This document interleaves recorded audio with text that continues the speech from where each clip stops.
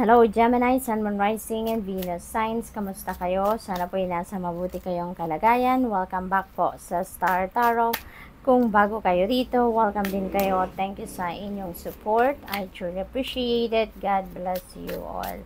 Gemini, paunang mensahe ninyo dito, Six of Pentacles. So, ang promise ng Six of Pentacles is whatever it is that you need, that will be met. No?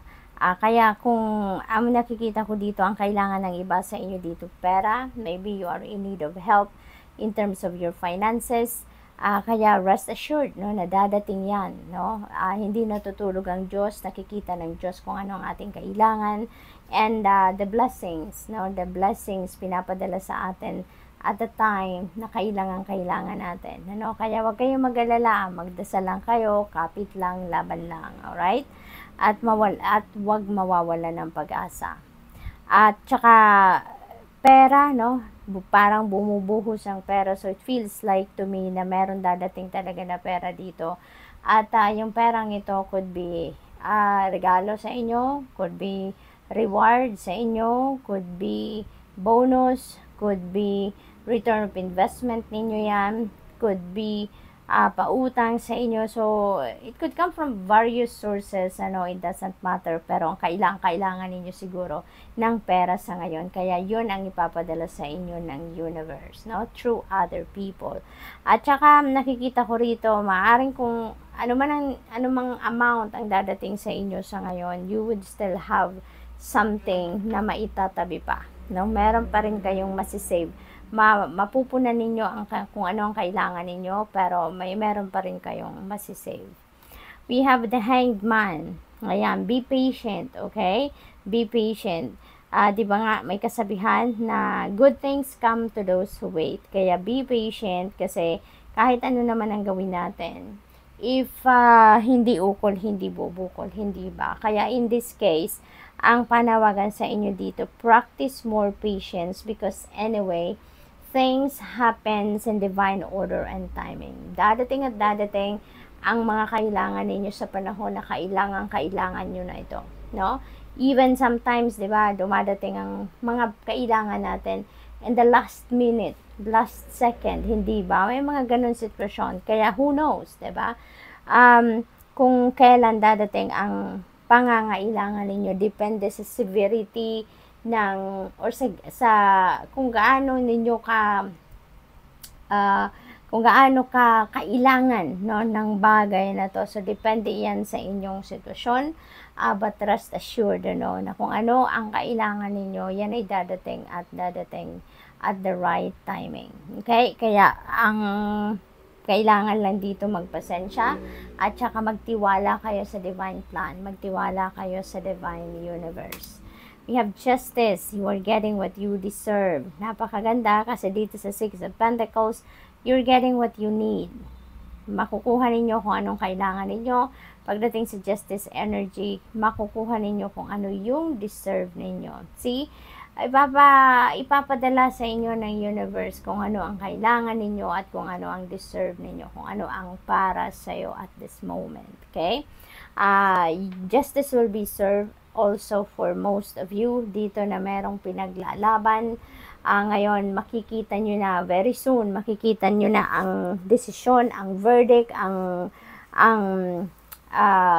resulta ng inyong ipinaglalaban dito, and that will be in your favor. So, what else? We have Eight of Pentacles. Napakaganda nito kasi ang effort ninyo ditong binubuhos sa inyong trabaho, career, negosyo, that will be rewarded, no? And we are speaking of financial reward. So, ang sipag ninyo dito, Gemini, ang sipag na binubuhos ninyo, effort, time, energy na nilalagay ninyo sa kung ano man itong inyong pinagtatrabahuan, that will be rewarded with kaperahan. Kaya napakaganda, no? Matutuwa kayo, ma-excite kayo dito kasi kung sa trabaho ito, maaring mabigyan kayo ng promotion dito or dagdag sahod, no? Mga mas magandang posisyon sa trabaho. Kaya maraming naiinggit sa inyo, no? Maraming naiinggit siguro sa inyo. Maaring meron din dito nakikipag-competition sa inyo, no? Kasi maaring mabibigyan talaga kayo dito ng dagdag na sahod, mabibigyan kayo ng bonus, mabibigyan kayo ng promotion, and yung iba siguro is expecting, no, na sa kanila din meron, pero maaring wala kasi ikaw lang yung bukod tanging masipag, ikaw yung bukod tanging dedicated sa inyong ginagawa, kaya marami yung mata na nakatingin sa inyo, nagmamatsyag lang, 'di ba? And maybe some of them are trying to make fake news about you. Maaring ganon, maaring sinisiraan ka sa iba, maaring ganon. But stand your ground, no? Ipaglaban mo kung ano yung para sa'yo. Okay? 9 of Cups, ayan. So, marami talaga maiinggit sa'yo, lalo-lalo pa na ngayon meron kang wish na matutupad na, no? Or wishes na matutupad. This is a wish fulfillment, kaya meron ditong mga wishes kayo, mga minimithi ninyo, heart's desires ninyo, na maaring mag-come to fruition na finally, your prayers will be heard na, hindi ba? Kaya magiging happy ka, kung wala ka ding love life, maaring ngayon magkaroon ka na din ng love life, kaya parang wala ka na ring hahanapin pa, hindi ba? Kaya marami ang naiinggit sa'yo. So, good luck, Gemini, and that's all I have for you for today. Thank you for watching. Love and light. Namaste. Hello, Libra, Sun, Moon, Rising, and Venus signs. Kamusta kayo?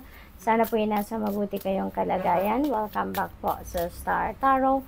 Kung bago kayo rito, welcome din kayo. Thank you sa inyong support. I truly appreciate it. God bless you all. Libra, we have the Tower energy, and this Tower energy is a sudden change, no? This is sudden change na hindi talaga ninyo ito sukat akalain mangyayari sa ngayon, but itong pagbabagong ito ay gugulatin ka din. There is a surprise element sa energy na to, no? There is new beginning din dito kasi meron kang sa mga pagbabago, 'di ba? Merong magtatapos, merong magsisimula, and meron kang tatapusin dito. The universe is going to favor, no, of doing that, at saka magsisimula ka ng bagong chapter sa buhay mo dito. So, it depends, no, kung anong sitwasyon ito sa buhay ninyo. Kayo lang ang tanging nakakaalam niyan. Pagdating ng pagkakataon na to, alam nyo na, no, na this message resonates with you. Maaring magulat ka dito, maaring ma-overwhelmed ka dito, but alalahanin nyo lang, no, na this is for your highest good. Lahat naman ng nangyayari sa buhay natin is for our highest good. Sometimes it's just a seem bright, pero at the end of that journey, doon ninyo marirealize na it is for your highest good indeed.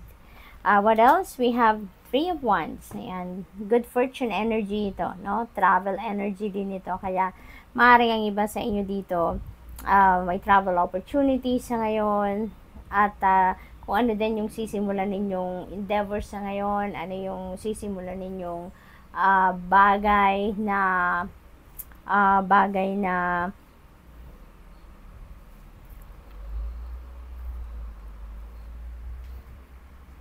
bago para sa'yo siguro, na inaasikaso ninyo, maaaring negosyo yan, pag-aaral, or trabaho, or magsisimula kayo ng bagong career, whatever the case may be.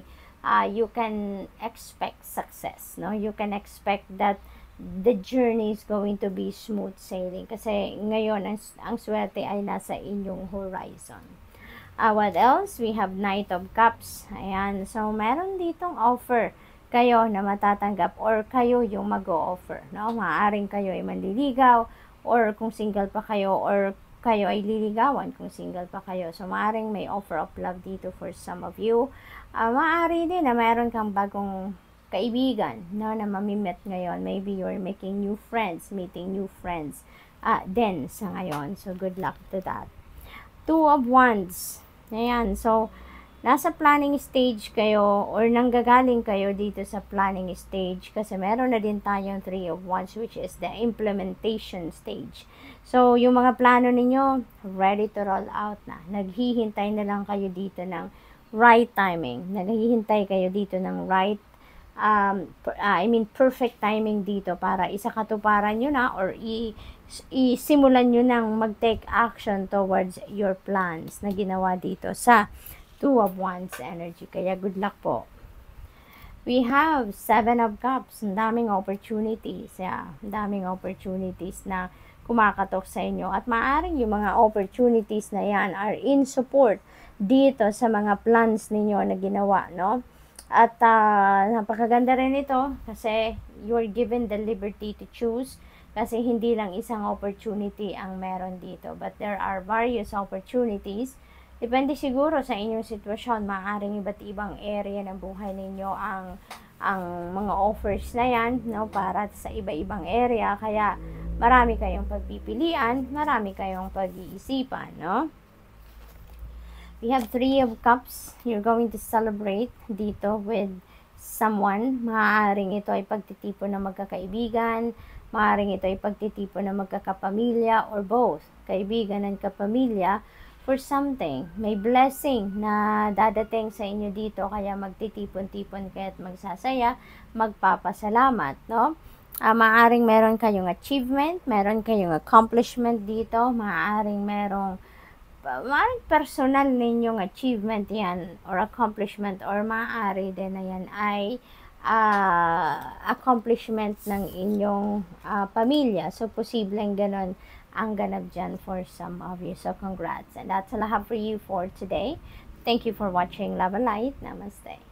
Hello, Aquarius, Sun, Moon, Rising, and Venus signs. Kamusta kayo? Sana po ay nasa mabuti kayong kalagayan. Welcome back po sa Star Tarot. Kung bago kayo rito, welcome din kayo. Thank you sa inyong support. I truly appreciate it. God bless you all. Paunang mensahe ninyo ay Knight of Pentacles, Aquarius. Maaring may mga offers dito, no, na mag-invest kayo ng pera ninyo, may offer siguro dito for a new job or a new career or bagong money path, no, na magbubukas para sa inyo. So, this is all about money. This is all about pagsisave,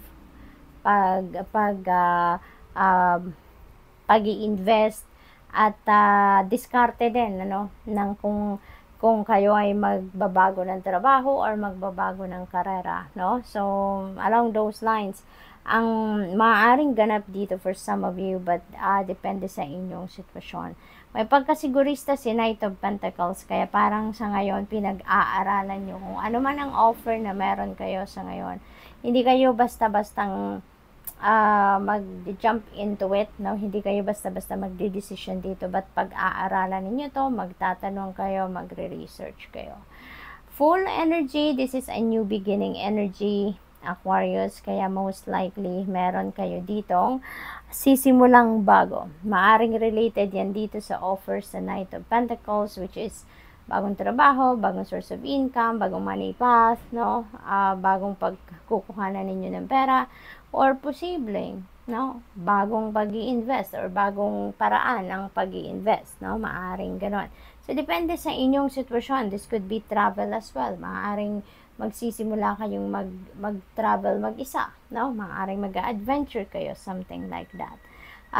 The devil energy is a Capricorn energy. Kaya maaaring sa lahat ng ito, no, maaaring ang nag-o-offer sa inyo ng mga opportunities na yan is a Capricorn person. Maaaring ganon. Maaaring siya ang nasa likod ng mga pagbabagong ito sa buhay ninyo, no? What else? We have Temperance. Ayan, so be patient, okay? Yun naman din talaga ang ginagawa ninyo sa ngayon. With the Knight of Pentacles energy, nagpapakita din yan na you really have a lot of patience, no, sa puso ninyo, sa sarili ninyo. Kaya hindi kayo nagmamadali. Mas gusto ninyong pag-aralan mabuti, gusto ninyong sipatin mabuti ang mga opportunities na to rather than pagsisihan ninyo after a while, no? Kaya pasensyoso at pasensyosa talagang iba sa inyo dito. Kung nagkakalap kayo talaga ng mga impormasyon, detalye, para mapag-aralan ninyong mabuti ang mga offers na iyan. We have Four of Pentacles. Ayan. So, this is also about money. This is also about pagmamanage ng inyong pera. No?